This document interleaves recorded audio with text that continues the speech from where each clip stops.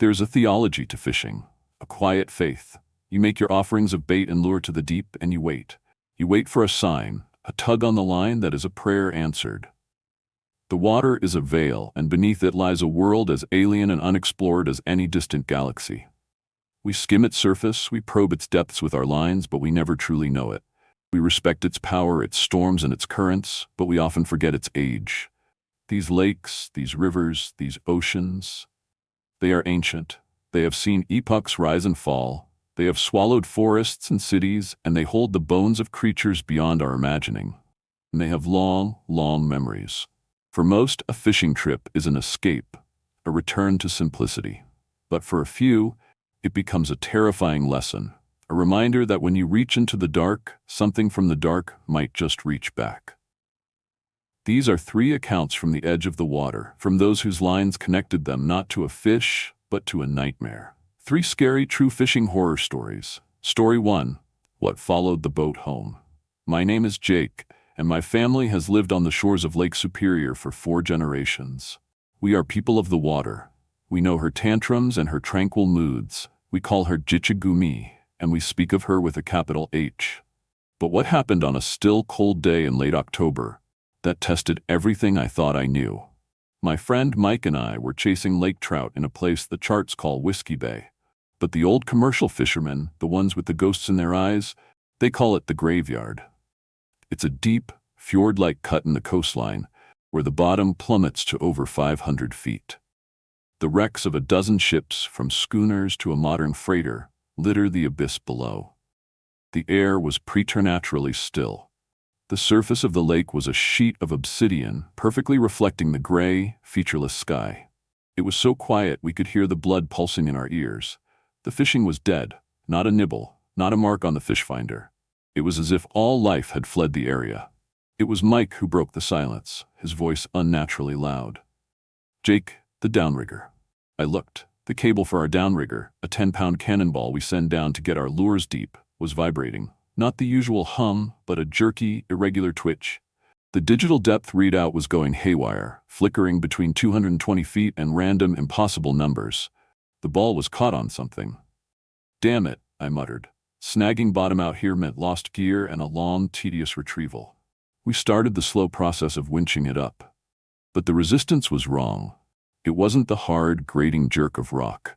It was a soft, heavy, dragging weight, like pulling up a waterlogged body bag. When the cannonball finally broke the surface, we both fell silent. Wrapped around the cable, the ball and the release clip was a thick woolen blanket. It was tattered and rotting, a deep navy blue, the kind issued to sailors a century ago. It was slimy with a black, viscous ooze, and it stank of things I don't have words for.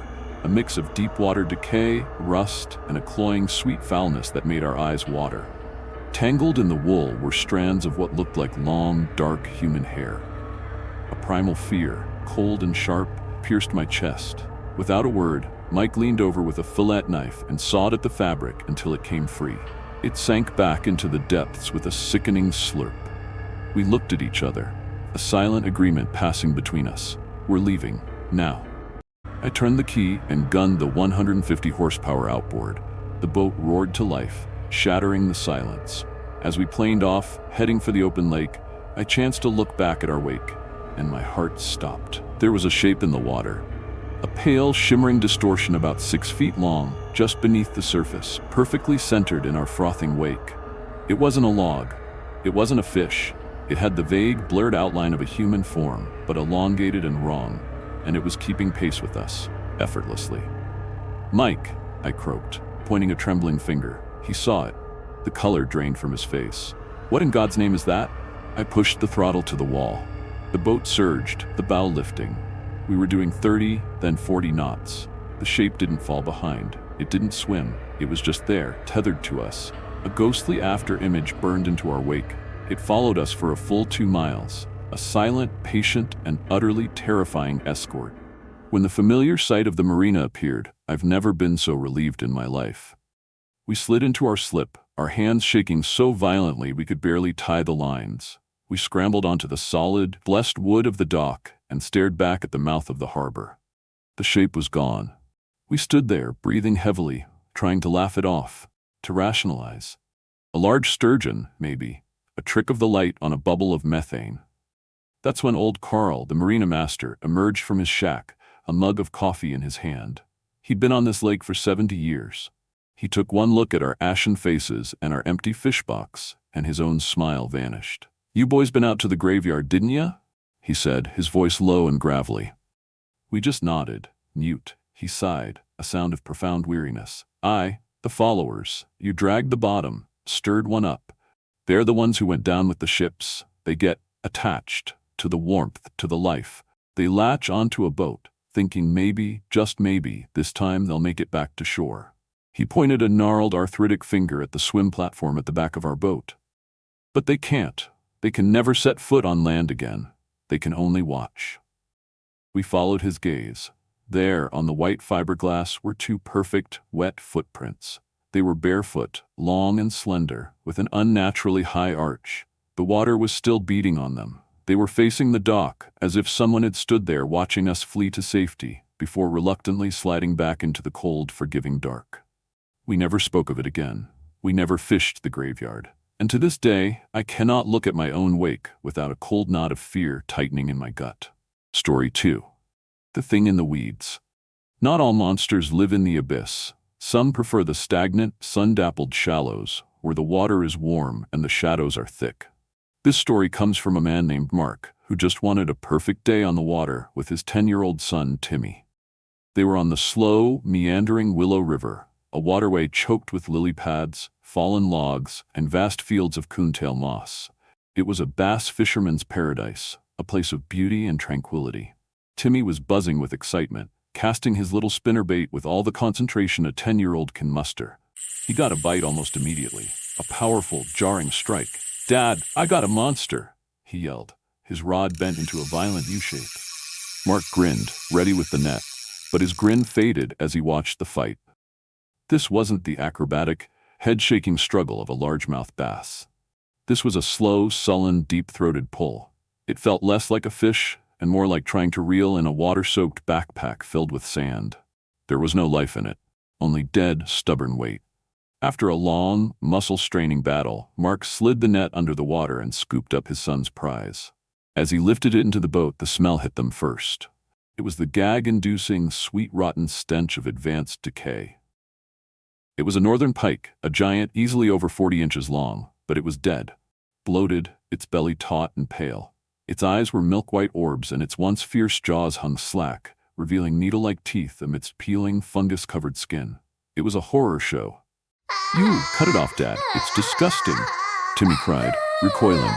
But Mark was frozen, his eyes locked not on the fish, but on the line.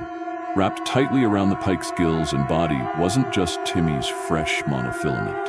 There was a second line, an old brown, rotten line, the kind that hadn't been made in decades. And this line trailed back over the side of the boat. It was taut, vibrating slightly, as if the pike was still connected to something in the water, something that had not released its grip. A cold dread, colder than the river water, washed over Mark. He followed the line with his eyes, across the surface, into the thick green mat of lily pads and coontail about 20 feet away.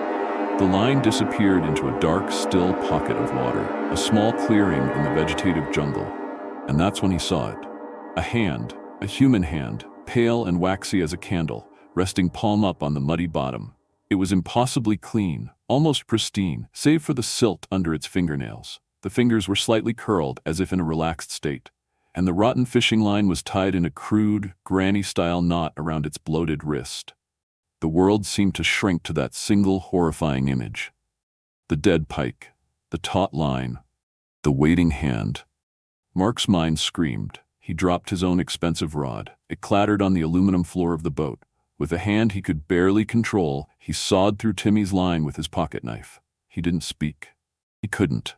He grabbed his son, pulled him into the center of the boat, away from the water, and yanked the starter cord on the outboard. They fled, leaving $1,000 worth of fishing gear floating in their wake. They called the police from a gas station, their words tumbling out in a hysterical jumble. A search team went out. They found the boat, adrift. They found the dead pike, now surrounded by a cloud of feeding turtles. They found the rods, but they found no body, no hand. They dragged the weed bed for hours. Nothing. The official report was kind, patronizing. Shock. Decomposition gases. A hallucination brought on by the traumatic sight of the grotesque fish. A sunken mannequin, perhaps. Mark and Timmy know what they saw. They had snagged a corpse, but not a corpse that was simply resting. A corpse that was being kept. A trophy or a possession of something that still lurked in that weed bed. Something that had sent them a dead messenger on a rotten string as a warning to stay out of its domain. Story 3. The Fisherman's Wife. This last story was told to me in a dusty coastal diner by a man whose eyes held the permanent look of someone who has seen the world break. His name was Elias, and his voice was a dry rasp, like waves receding over gravel. His wife Clara had been the love of his life, and her passion was fishing from the old, crumbling town pier, a skeletal finger of concrete stretching into the cold North Atlantic. Clara was a natural, with an uncanny knack for finding fish where no one else could. She had a secret spot, a deep, tidal-swept cove a mile down the coast, accessible only by a small, treacherous path. She'd return from there with a heavy cooler and a strange, distant look in her eyes. Elias would tease her. "Outsmart the cod again, my love." She'd just smile, a vague, watery smile. "They sing to me down there, Eli," she'd whisper. "Such lonely, beautiful songs. I think they just want someone to listen." One evening, as a thick sea fog rolled in, Clara didn't come home. The search was massive. Coast Guard, volunteers, everyone. They found her skiff beached in her secret cove, the engine cold. Her favorite fishing rod was still in its holder, a fresh piece of bait still on the hook. Her thermos of tea was half full. It was as if she had simply stepped off the boat and into the mist. Elias was eviscerated. For months he was a ghost himself, haunting the pier, his soul as empty and cold as the ocean. One night, drunk on grief and cheap whiskey, he did the only thing he could think to do. He took Clara's rod, the one she'd loved, and he walked the treacherous path to her cove. The moon was full, painting the fog with a sickly silver light. He stood on the rocks, the surf crashing below, and with a sob catching in his throat, he cast her line into the churning black water. He got a bite instantly. A savage, powerful strike that nearly ripped the rod from his hands. It wasn't the fight of a fish. It was intelligent, malicious. It would run, then stop dead, then surge in a new direction, as if it were playing with him. Exhausted and weeping, Elias finally managed to reel the thing in. It wasn't a fish. It was a small, rusted metal box, the kind used for ship's papers, sealed tight with a rubber gasket. It was heavy. His heart hammered against his ribs as he pried the stiff latch open. Inside, nestled on a bed of salt-stained velvet, were two things.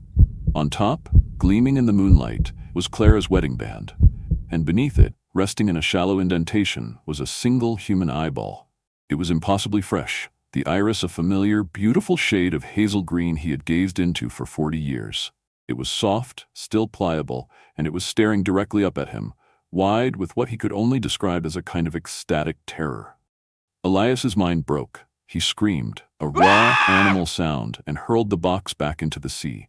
He collapsed onto the wet rocks, his body racked with sobs. And then he heard it. A voice, rising from the water just below him. It was bubbly and distorted, as if spoken through a regulator, but it was undeniably Clara's. "Eli," it gurgled. "You found my message. I finally did it, my love. I finally caught one of the singers." The voice was thick with a triumphant, possessive joy that was more terrifying than any scream. Terrified, he crawled to the edge and looked down. In the phosphorescent foam of the breaking waves, he saw her. Clara. Her face was pale and swollen, her skin tinged with a faint bluish luminescence. Her hair floated around her head like a halo of black seaweed, and she was smiling, a wide, rapturous, and utterly mad smile. In her arms she was cradling a creature. It was pale and slick, with long, thin limbs that ended in webbed claws. Its head was large and bulbous, with massive black liquid eyes that held no soul. Its wide, lipless mouth was opening and closing soundlessly. It struggled weakly in her embrace, a pathetic, captive thing. One of Clara's eyes was a hollow, weeping hole, a dark tear of seawater tracing a path down her cheek. "They're not so lonely anymore, Eli," the bubbly voice cooed, full of a love that had been twisted into something monstrous. "And neither am I." She held his gaze with her one remaining eye, a look of terrible, blissful invitation. Then she turned, tightened her grip on her grotesque prize, and sank backwards into the black, churning water, disappearing from his view forever. Elias told me this story on the condition that I share it. He said the horror of the deep isn't just in the taking, it's in the giving. It offers a different kind of eternity, a different kind of love in the crushing, silent, and eternal dark. And the most terrifying thing of all is that the ones we lose to it, sometimes they don't want to be saved, because in the depths they have found a family.